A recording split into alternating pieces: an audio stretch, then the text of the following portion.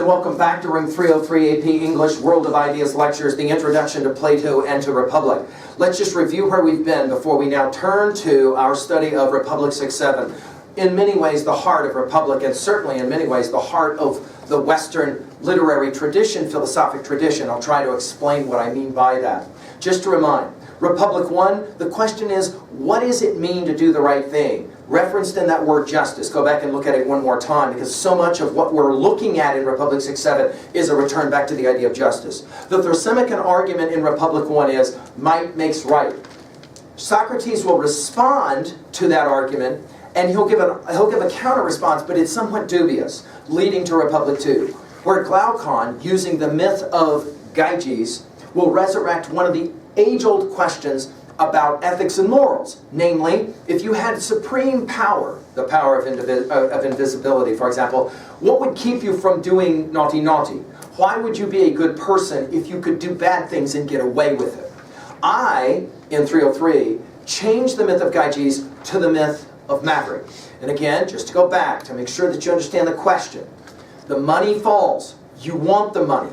The only reason Glaucon says, the only reason you'd give the money back is fear that you might get caught or hope that you might get rewarded. I need an argument, Socrates, why I would ever give the money back. Socrates will amplify the degree of difficulty of the question, as if that's not a hard enough question, by saying, we're going to give the money back every time, regardless of circumstances, or we're going to love that we get to give it back. Glaucon says out loud, I don't think this can be done.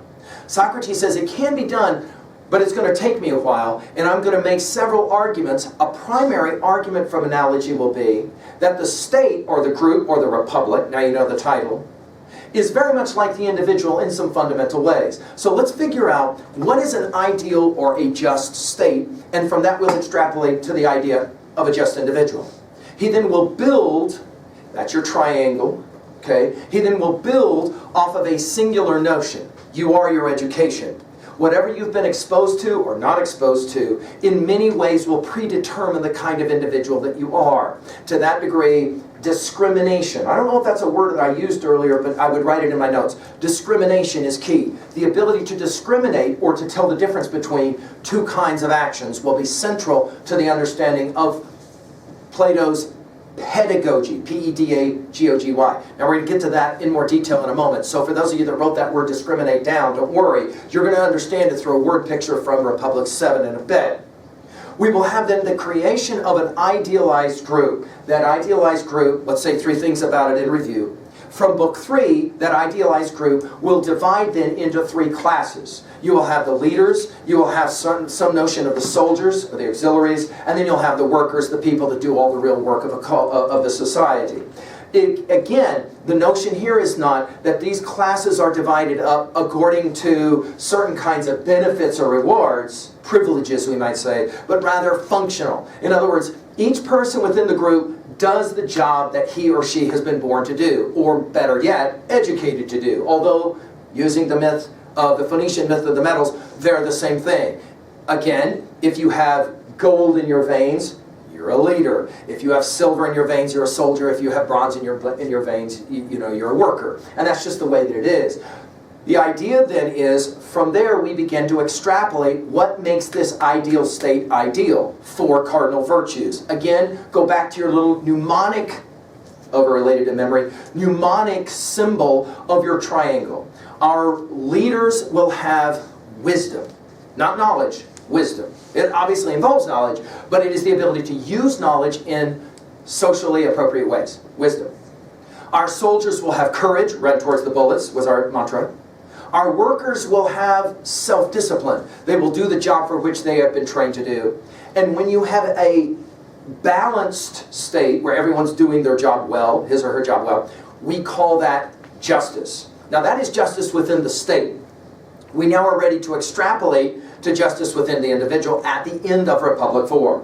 That is to say, the tripartite view of the soul. This is a very Socratic idea, Platonic idea. Make sure it's in your notes. That is to say, our soul is actually divided, very much like that triangle, into three different dimensions. Where we certainly have a certain notion of reason, we have emotions, and we have desires.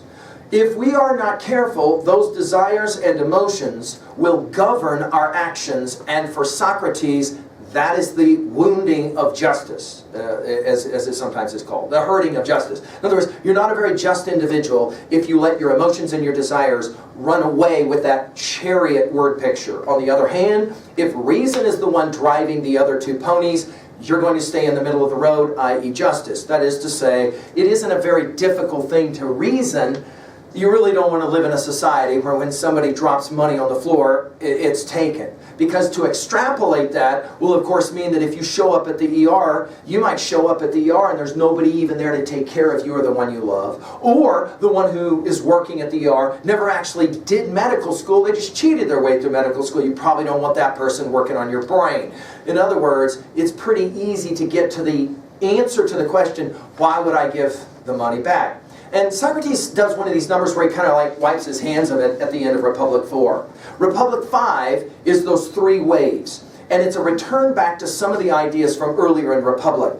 Although it's clear Socrates is kind of done with the project. The ideal game we were playing of an argument from analogy is done and it's over. But fine, I'll talk about it. Women ought to be able to rule. The first presentation of what we'll call later the feminist argument. Okay? Women and men both have a tripartite soul, and if men and women have a tripartite soul, then women can do intellectually everything that a man can do. If you educate the woman the same way you educate a man. It's a pretty controversial idea for Plato. It remains a controversial idea through the course of Western civilization. We still kind of debate this topic today, right? For any number of reasons. The second wave has to do with family and the view of eugenics. Most readers of this will, of course, kind of look at it on face value and say, this is ludicrous, let's get rid of this idea. Socrates, in his almost only defense, is to say, look, we're only talking about creating an ideal state, and I am not arguing that we can create an ideal state, but I am arguing that if you do want to create an ideal state, you have to think about issues of family and progeny. I'll leave it at that. The third one is the one we're most interested in now. Socrates says, you can never have an ideal state. You can never have a real, well-governed group of people until you have a philosopher king. That obviously begs the question for Glaucon, what is a philosopher king? And looking at it from kind of a 10,000-foot picture, it's clear this is the question that Plato was driving to all the time. He wants Glaucon, and obviously you as a reader, to ask that question. What does it mean, philosopher king? And Socrates says, you know, it's somebody who knows the forms. Now we're ready to go to work. We are in Republic 6, moving towards Republic 7. Put a note to yourself, Republic 7 is the most important book of Republic. But we got to get through 6 to get there. All right? So let's go to work. In Republic 6, we resurrect the theory of the forms. Now, we've spoken about this before in room 303, so I can actually go rather quickly through this idea. The idea of the forms is a dualism that says, and again, we'll go back to our two-box theory, right? That is to say we have two boxes. Above the first box, we have the notion of images, right, physical there as well. And then above the second box, we have the forms, or the concepts, right? Or metaphysical, we can put it as that as well, right? And that is to say, there is this thing called a beautiful body, right? But then there's this thing called beauty itself. That is to say, you can't really touch beauty. It's a concept. It doesn't exist in the real world of or related to the 5 senses. You'll remember this from our lectures. Go back and take a look at it at learnstrong.net from texts like Valediction Forbidding Morning or Wordsworth's 10 Turn Abbey, where we're making this observation. Yes? So for example, to just, kind of continue this really quickly, there is this difference between this notion of exchanging of fluids, for example, and this thing we call love, right? I mean, give me 3 pounds of love. No, that's not the way it works. In this box, remember, this is metaphysical. I mean, it's different, okay? You can't give me 3 ounces of truth, right? Well, if you'll think about it, where are you going to put justice? Say it's a concept. All right? So obviously justice is also going to end up here in this and he's pointing out to Glaucon, you asked me about justice, and I'm talking about justice as if it's a real thing. Well, it is a real thing. We'll really touch it. Well, that again takes us to this notion of you. You have a body. We'll put it here. But you also have this other thing. What are you going to call it? A soul, a spirit, consciousness? I mean, you can call it whatever you want to call it, But the reality is, you can't touch it. I mean, I can cut open your brain. I'm not going to find your mind there. Oh, so you don't have a mind. No, I do have a mind. It's just, I mean, it's not in my brain. Well, then where is it? What do you mean, where is it? It isn't a question of where it is. It's a question of what it is. That is to say, the mind is the brain at work. Stephen Pinker argues. Well, okay, but what makes it work? Oh, that's the thing called energy, right? So for a lot of us, you'll remember in that earlier lecture, we put the word energy there to kind of, that which can be neither created nor destroyed. Now, to just finish Republic 6, Socrates says it this way. You're intentionally supposed to go, huh? When he says it. The philosopher is the individual that knows or spends time with the second box, the forms. And then he kind of does one of these numbers like this. Okay, I'm done. You get it? And Glaucon does one of these numbers like, no, I got no idea what you just said. And Socrates says, fine. You want an answer to the myth of Maverick. I'm going to give you an answer to the myth of Maverick, the myth of Gyges. But the way I got to do it is to tell you a story. And it's going to be a whacked out story. And Glaucon says, well, dude, you're always telling whacked out stories. And Socrates says, no. This is going to be the most whacked out story you've ever heard. We are now in Republic 7. And the story is an allegory. And it's called the Allegory of the Cave. Okay, the Allegory of the Cave. And without question, it probably is one of the most important single documents in the history of the West. I mean, it's no question. And so what I want to do now with you guys is I want to kind of walk you through this Allegory of the Cave. All right, I'm going to go ahead and make my whiteboard white again just so I got the room to kind of cover this. Now, I recommend that what you do is less take notes and more just watch and listen. Because if this word picture does anything, it does allow you to remember. I mean, that's why this word picture is so famous. Because once you hear it, you have a tendency to remember it for a long time afterwards. Certainly, Glaucon's going to remember this the rest of his life, no question about it. So we'll go to work now with the Allegory of the Cave. Hey, just to define in your notes, allegory, a story with multiple interpretive meanings, symbolisms, and the like. In other words, you can read the story at the literal level, but it ain't going to make much sense. But at the interpretive, metaphoric level, this story is going to make a whole lot of sense, and it's going to answer our question of the myth of Maverick. Are we ready? Glaucon says, yeah, sure, tell me the story. Socrates says, this is my story. I want you to imagine a cave. Can you allow that to be the wall of the cave?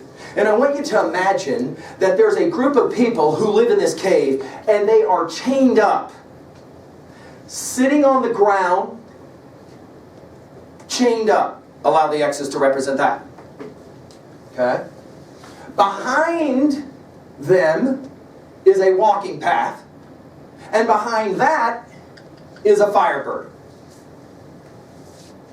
The people can't get up and walk around, and they're chained in such a way that they can't turn their heads around and look and see that there's a fire behind them.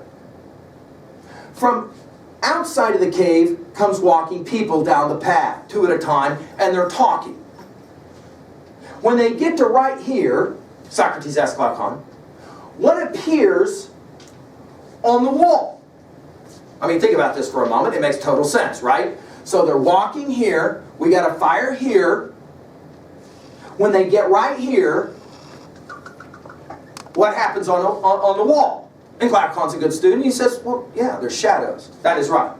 Shadows. Right? Glaucon's like, this is a whacked out. This is the answer to the myth of Maverick? Socrates says, stay with me. Question. Because these people are sitting there the way they're sitting there, what are they going to think about the shadows on the wall? And Glaucon does one of these numbers. He goes, so they can't get up, like for example, and go and touch the wall. No, they cannot. They can't turn around and see the fire and the people walking behind them. No, they cannot. Well, they would assume the shadows on the wall are real. I mean, right? They would assume the shadows on the wall are real. They got no other way through sense experience to be able to know otherwise. Socrates says, you're absolutely right. Glaucon says, how is that the answer? I'm not done. From outside of the cave, part 2 of the story. From outside of the cave, referenced as X with circle, a person comes into the cave. Now when he comes into the cave, of course, because he's been outside, the very first moment's hitting when he's in the cave, of course, has to let his eyes grow accustomed to the light. He comes into the cave. He walks up to one of the people sitting chained up, who is and this is important for you to think about, is a young person, as referenced with X with square. And he walks up to him and he says, hey, that stuff on the wall, That's called shadows. It ain't real. And the reason that it ain't real is because there's this walk path behind you, which you can't see, and there's these people, which you can't see, and they're talking, which is why you think these shadows are real and you can hear, but it's not. And then behind them there's this thing called fire, and then he goes, hey, dude, let me just show it to you. And he unchains it. And he turns the kid around, and he shows it. And the kid looks and he sees the fire. Blows his ever-loving mind. But Socrates asks next, what do you imagine the kid says? And Glaucon's like, I know what the kid would say. The kid would say, you gotta be kidding me. What else do you have to tell me that I do not know? Show it to me.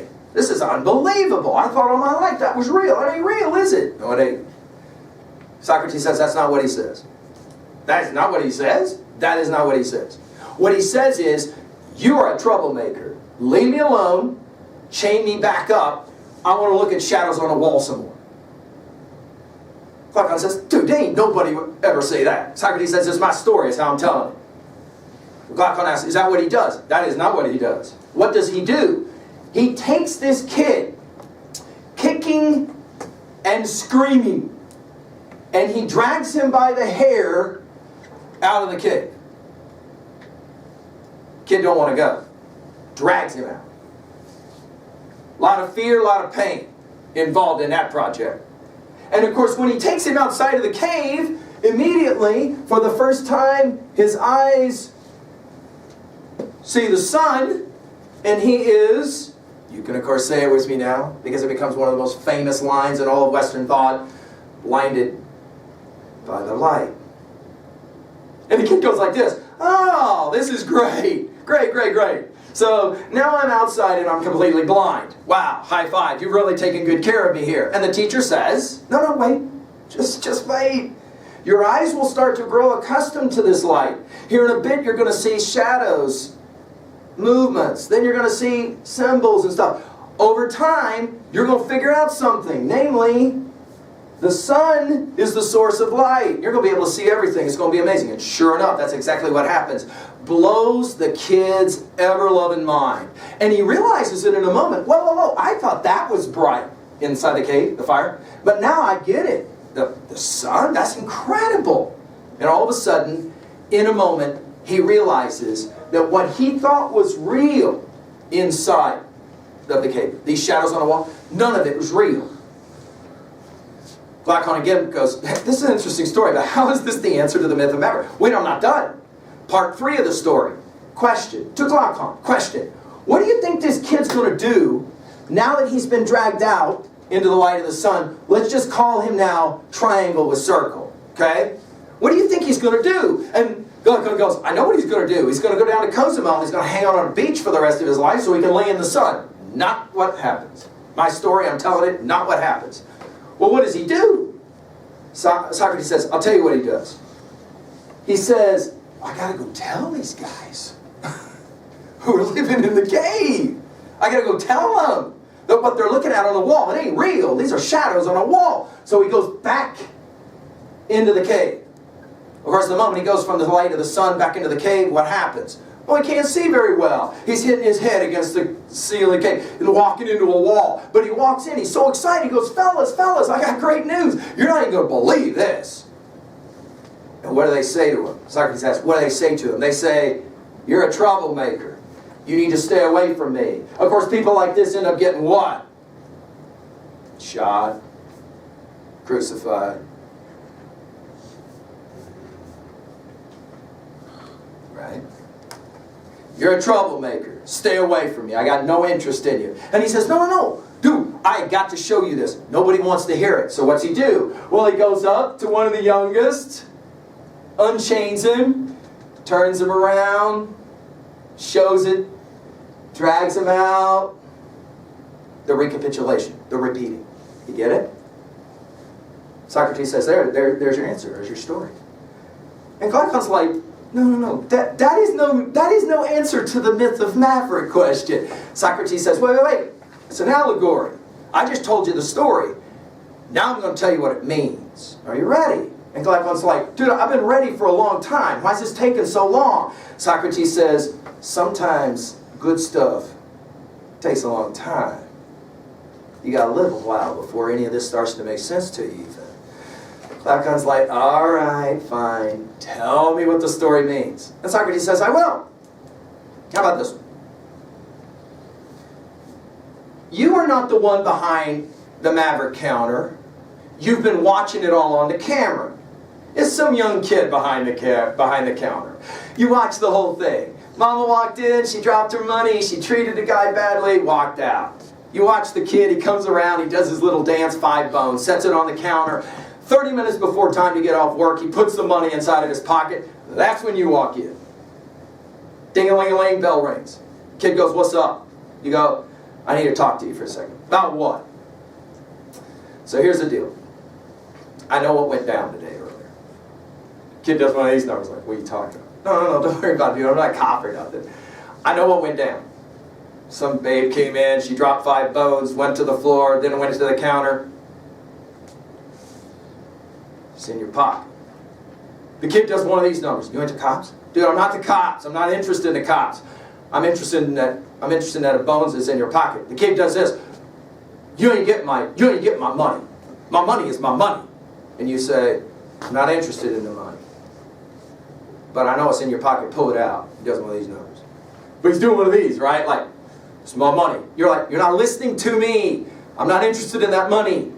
You're not interested in the money. Why? Dude, is it not real? Oh, man. Am I being punked? This is not... And you go, no. It's total legal tender. That's 5 bones. That's 5 grand. You got 5 grand. You're holding 5 grand. And the kid looks back at you and you're like, you ain't getting my money. And you say again, would you please listen to me? I am not interested in your money. And the kid goes, dude, why not? And you say,